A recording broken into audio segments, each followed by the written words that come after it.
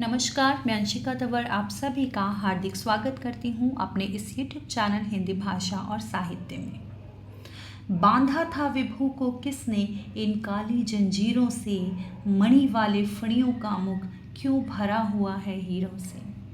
इन पंक्तियों को सुनकर आप समझ ही गए होंगे और स्क्रीन पर देखकर भी आप समझ गए होंगे कि आज इस वीडियो का विषय क्या है। जी हाँ, बिल्कुल सही पहचाना है आपने। आज इस वीडियो का विषय है छायावाद के 4 स्तंभों में से एक जयशंकर प्रसाद जी के जीवन परिचय।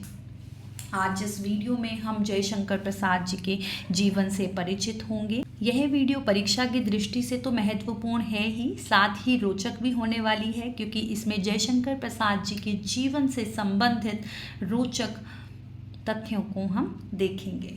तो चलिए शुरू करते हैं बिना देरी किए।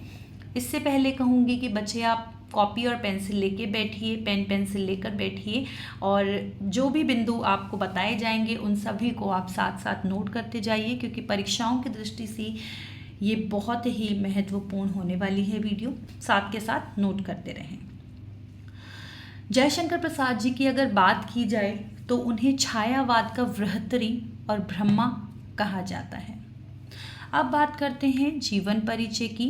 तो जयशंकर प्रसाद जी के अगर जन्म की बात की जाए तो इनका जन्म 30 जनवरी 1889 को वाराणसी यानी कि यूपी के काशी, बनारस कहा जाए या फिर काशी कहा जाए, एक ही बात है, वहाँ पर हुआ। अब बात करते हैं इनकी मृत्यु की। इनकी मृत्यु 15 नवंबर 1937 में वाराणसी में ही यानी कि यूपी में ही इनका देहांत हो गया। जयशंकर प्रसाद जी की माता का नाम मुन्नी देवी था, पिता का नाम बाबू देवी प्रसाद था, जो काशी के प्रसिद्ध प्रतिष्ठित व्यक्तियों में से एक थे। शिक्षा की अगर बात की जाए जयशंकर प्रसाद जी की, तो इन्होंने अपनी आरंभिक शिक्षा क्वींस कॉलेज काशी से प्राप्त की और जो बाकी की इनकी शिक्षा थी वो परिवार में कुछ परिस्थितियां इनकी ऐसी हो गई थी कि अपनी परीक्षा जो इनकी शिक्षा थी उससे आगे जारी ना रख पाए, तो इन्होंने अपनी आगे की जो शिक्षा थी वो घर पर ही की। घर पर ही इन्होंने संस्कृत, हिंदी, फारसी, अन्य भाषाओं का अध्ययन इन्होंने अपने घर पर ही रहकर किया। जयशंकर प्रसाद जी को कुछ उपनाम दिए गए, जैसे कि झारखंडी और कलाधर।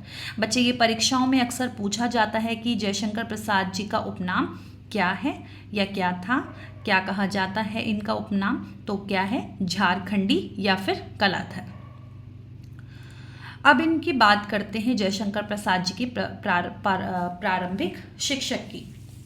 जयशंकर प्रसाद जी के प्रारंभिक शिक्षक की बात की जाए तो इनके शिक्षक थे मोहिनी लाल गुप्त। रस में सिद्ध थे वे, और जो इनके काव्य गुरु थे वे थे पंडित देवी प्रसाद शुक्ल, कवि चक्रवर्ती। ठीक है बच्चे, देखिए कितनी रोचक बात है ये कि एक 9 साल का बच्चा, 9 साल की आयु, आप इमेजिन कर सकते हैं कि 9 साल का बच्चा कितना होता है। तो आप ये देखिए जयशंकर प्रसाद जी कितने प्रतिभाशाली थे कि उन्होंने मात्र 9 वर्ष की आयु में ही ब्रजभाषा में एक सवैया की रचना कर दी, और ये सवैया लिखने के बाद इन्होंने सबसे पहले अपने जो इनके प्रारंभिक शिक्षक थे मोहिनी लाल, इनको जाकर दिखाई। और किस उपनाम से इन्होंने लिखी थी ये जो सवैया था, वो किस उपनाम से लिखा, कलाधर नाम से इन्होंने ये लिखा। और किस में लिखा था, कौन सी भाषा में लिखा था, ब्रज भाषा में लिखा था। अब बात करते हैं जयशंकर प्रसाद जी की पहली कविता की। जयशंकर प्रसाद जी की पहली कविता की बात अगर की जाए तो इनकी पहली कविता सावन पंचक है, जो 1906 में भारतेंदु पत्रिका में कलाधर नाम से प्रकाशित हुई। कल्याणी परिणय जो इनका नाटक है 1912 में नागरी प्रचारिणी पत्रिका में प्रकाशित हुआ। 1931 में चंद्रगुप्त नाटक में समायोजित कर दिया गया। यानी कि इन्होंने पहले कल्याणी परिणय नाम से नाटक लिखा था सन 1912 में, उसके बाद सन 1931 में इसको जो चंद्रगुप्त नाटक है उसी में ही समायोजित कर दिया गया। अब बात करते हैं बच्चे कामायनी की। कामायनी के लिए इनको मंगला प्रसाद पारितोषिक से सम्मानित किया गया।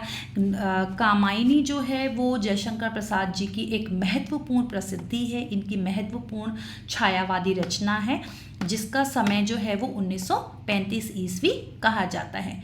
इसके अंदर कुल 15 सर्ग हैं। कामायनी के विषय में एक अलग सी वीडियो मैंने बनाई है क्योंकि इससे बहुत सारे प्रश्न पूछे जाते हैं परीक्षाओं में और बच्चे अक्सर भूल जाते हैं, तो मैंने ट्रिक के माध्यम से कामायनी से संबंधित सारे तथ्यों को याद करा दिया है। आप देख लेंगे वीडियो को, मैं डिस्क्रिप्शन में इसका लिंक दे दूंगी। ठीक है, अब देखिए कविता, नाटक, उपन्यास, कहानी, निबंध, ये सभी लेखन जो हैं जयशंकर प्रसाद जी ने किए। कौन कौन से लेखन किए? कविता की, उन्होंने कविता लिखी है, नाटक लिखे हैं, उपन्यास लिखे हैं, कहानी लिखी है, निबंध लिखे हैं। ये सभी लेखन जयशंकर प्रसाद जी ने लिखे हैं।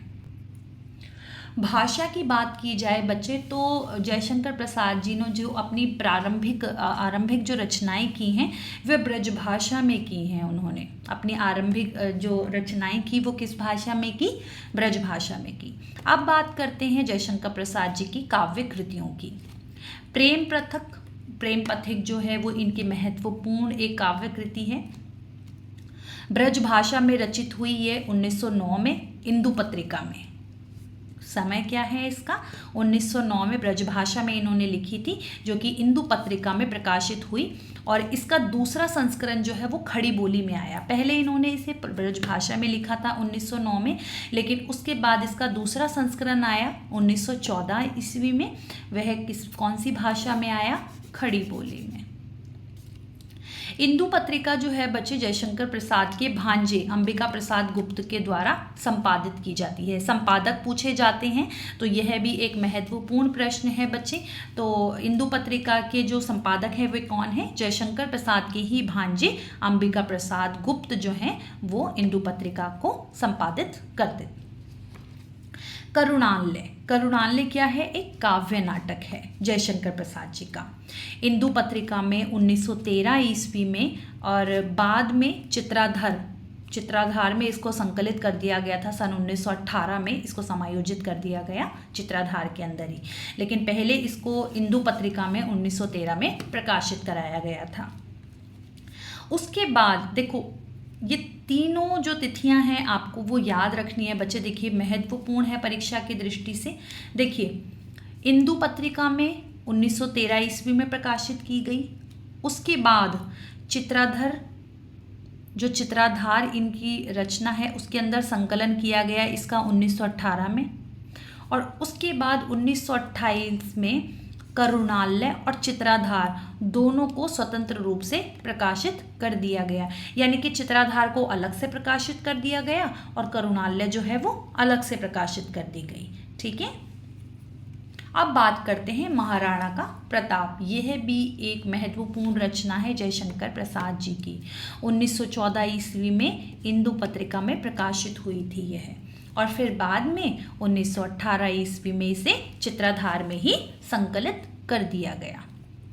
1928 में चित्राधार, करुणालय, महाराणा का प्रताप तीनों कृतियां जो हैं वो स्वतंत्र रूप से अलग अलग प्रकाशित कर दी गई। ठीक है बच्चे, यहाँ पे भी मैंने आपको यही बताया कि 1928 में करुणालय और चित्राधार जो है वो दोनों ही रचनाओं को अलग से स्वतंत्र रूप से प्रकाशित कर दिया गया। बाद में देखिए महाराणा का प्रताप जो है यह भी 1928 में स्वतंत्र रूप से प्रकाशित कर दी गई थी। अब बात करते हैं महत्वपूर्ण एक और रचना कानन कुसुम की। कानन कुसुम क्या है बच्चे? एक काव्य संग्रह है जयशंकर प्रसाद जी का। ठीक है, 1913 में ब्रज भाषा में मिश्रित खड़ी बोली में प्रकाशित हुआ और बाद में 1918 में खड़ी बोली में इसको प्रकाशित किया गया। पहले इसको ब्रज भाषा और मिश्रित खड़ी बोली में प्रकाशित किया गया था 1913 में। ठीक है, और बाद में पूर्ण रूप से खड़ी बोली में ही इसको 1918 में प्रकाशित कर दिया गया। इसे प्रसाद का खड़ी बोली का प्रथम काव्य संग्रह कहा जाता है। अब बात करते हैं चित्राधार की।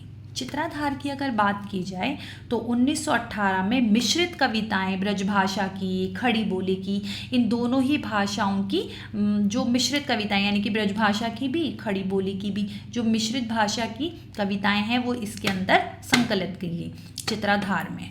और बाद में 1928 में ब्रजभाषा में इसका दूसरा संस्करण किया गया, केवल ब्रजभाषा में ही। उसके देखो पहले जब 1918 में ये चित्राधार आई थी तो इसके अंदर मिश्रित कविताएं थीं, ब्रजभाषा में भी लिखी हुई कविताएं इसके अंदर थीं और खड़ी बोली में लिखी हुई कविताएं भी इसके अंदर थीं। लेकिन जब बाद में 1928 में अलग से स्वतंत्र रूप से इसका प्रकाशन कर दिया गया तो इसके अंदर केवल और केवल ब्रजभाषा में रचित कविताएं ही थी। ठीक है, अब बात करते हैं बच्चे झरना की।